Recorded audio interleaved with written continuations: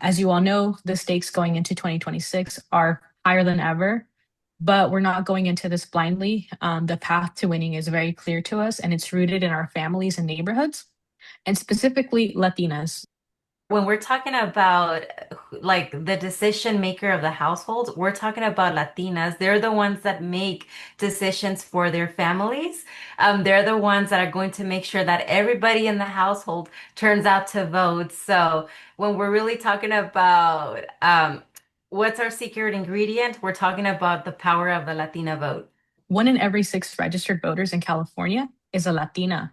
That's 3.2 million women that have the power to shape representation at every level, from Sacramento to Washington, D.C.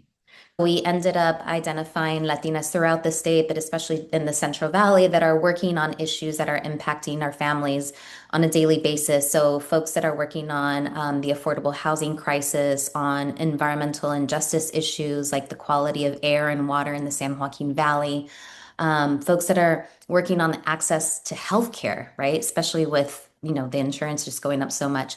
Latinas from the ages of 18 to 64 are more likely to vote at a 5% higher rate than their male counterparts. And in Latino majority districts, for example, like CA 22, that 5% difference can be the difference between winning and losing a district. During the special election, like my mom would message like my cousins, like, did you guys vote already? Like the deadline is this day.